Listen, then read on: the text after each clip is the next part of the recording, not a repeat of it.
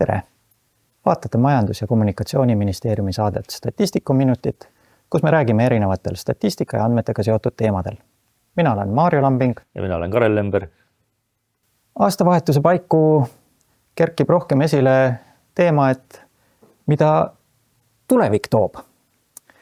Sealhulgas ka majandusteemadel on inimesed uudishimulikud ja tehakse erinevaid prognoose, erinevate inimeste, institutsioonide poolt, erineva metoodikaga, et kui räägime majandusprognoosidest, et kes sul esimesena ette tulevad?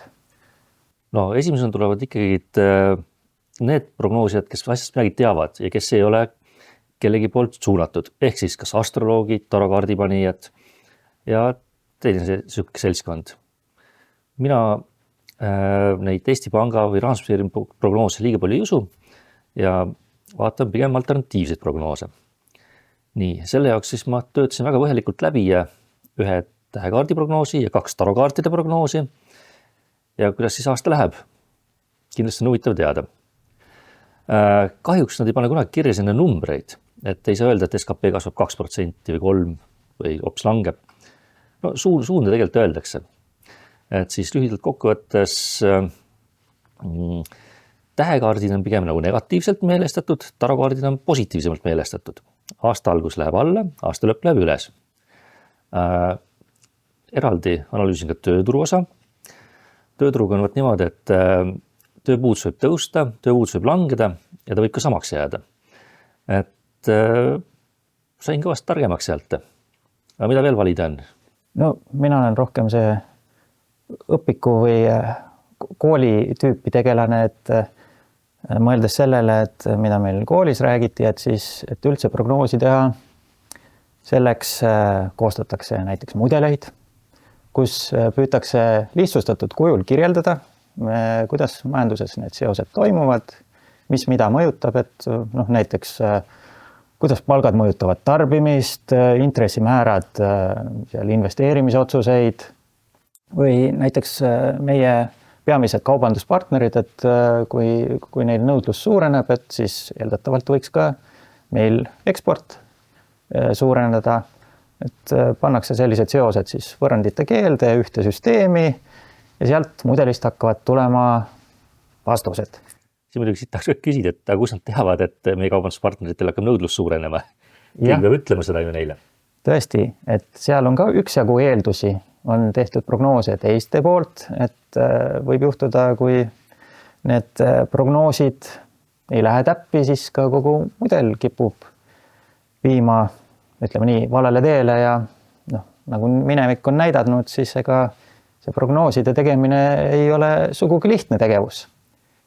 Et vaatame näiteks siin joonisel terve rida punkte, jooned, mis kajastavad seda, milline võiks olla siis majanduskasv aastal 2025. Need prognoosid on tehtud erinevatel aegadel, siin juba aasta, 2 varem.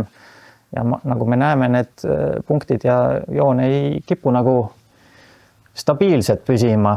Ehk mõned aastad tagasi oli see optimism suurem majanduskasvu osas, kui nüüd viimased andmed ja viimased prognoosid näitavad. Et me siin kunagi rääkisime muidugi ka sellest, et ega see SKP ise on ka selline, ütleme niimoodi, liikuv nähtus. Et need esimesed hinnangud, mis antakse SKP kasvu või kahanemise kohta, ei pruugi mõne aja pärast enam samasugused olla, et on ka seda ette tulnud, et see, mis alguses oli majanduslangus, on pärast hoopis kasvuks korrigeeritud. Aga jah, et kes meil need siis ütleme selles mittealternatiivses sfääris need ütleme nii olulisemad prognoosijad on? No eks need ikka põhiliselt on, et Eestis on need Eesti Pank, Rahandusministeerium, aga ka rahvusvahelised organisatsioonid teevad päris palju majandusprognoose, IMF-id, OECD-d ja ka erapangad.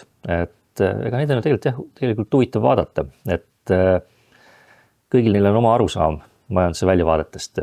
Mis minust huvitav on see, et üldjuhul alati ollakse positiivsemad ja positiivsus alati vaikselt nagu hakkab hajuma. Et millegipärast selliseid prognoose on väga harva, kus ma ei tea, ülejärgmist aastaks näiteks ennustatakse mitmeprotsendilist majanduslangust. Aga ikka tahad tulevikku positiivsemalt näha. Et ei, selles mõttes prognoosimine on just väga tore. Eriti tore on vaadata seda, et kuidas pannakse need prognoosid paika 0, täpsusega, et kas 1,2% või 2,4% või kui me kas või vaatame seda ajalugusid, siis tegelikult on päris hästi ju, kui isegi suunale pihta saadakse, et kas tõuseb või langeb.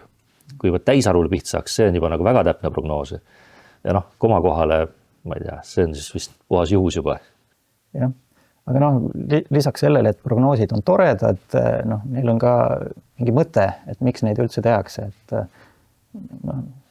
ütleme, näiteks Rahandusministeeriumil on väga oluline teada, et kas makse laekub järgmisel aastal rohkem või vähem, et äkki on vaja laenu juurde võtta, et selle jaoks siis ütleme, need majandusprognoosid on abiks ja isegi ütleme ettevõtte tasemel, et ikkagi oleks vaja teada, et kas ma peaksin varusid suurendama või hoopis töökohti koondama, et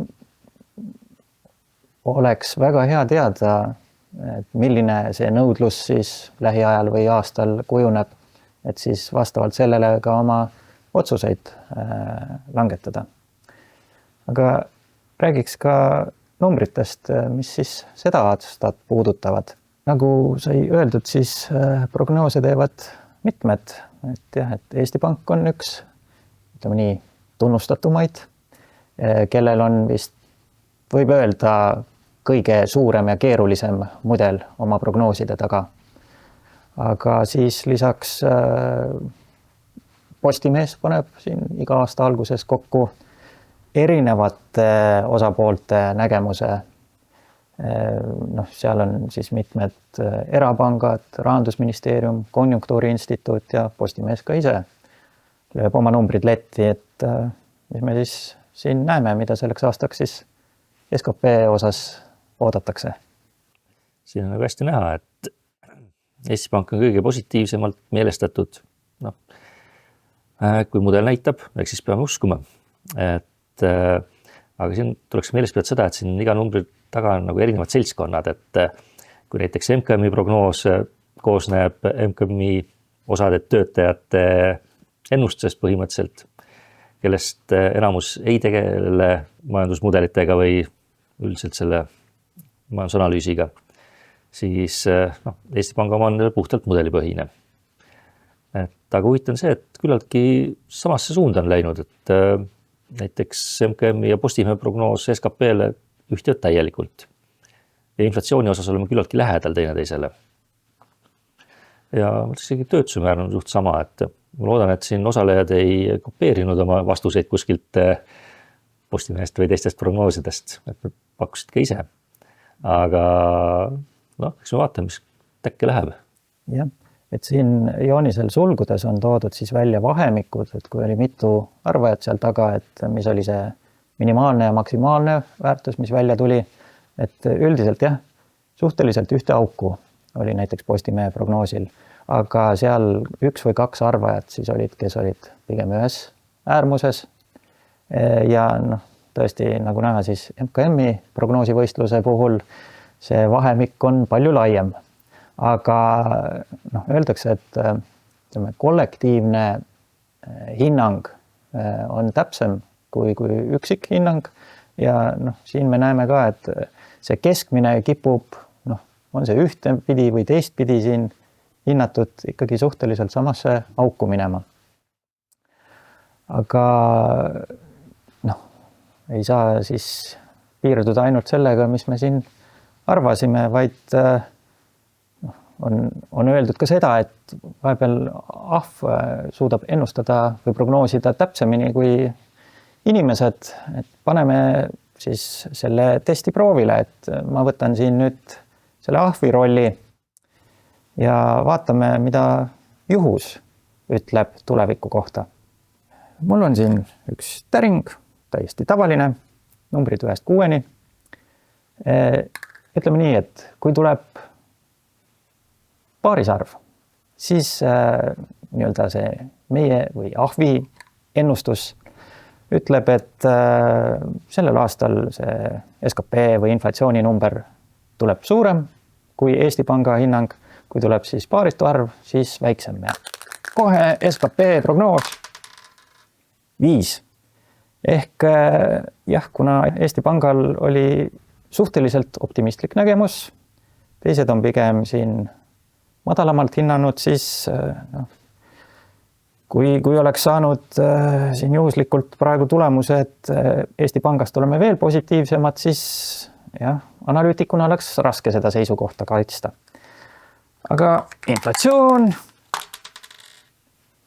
paarisarv. Suurem. Jah, et jällegi siin näeme, et Eesti Pangal on Postimehega võrreldes pigem alumises otsas hinnang. Siin juhus ütleb, et pigem võib-olla rahva hinnanguga läheb see asi rohkem kokku.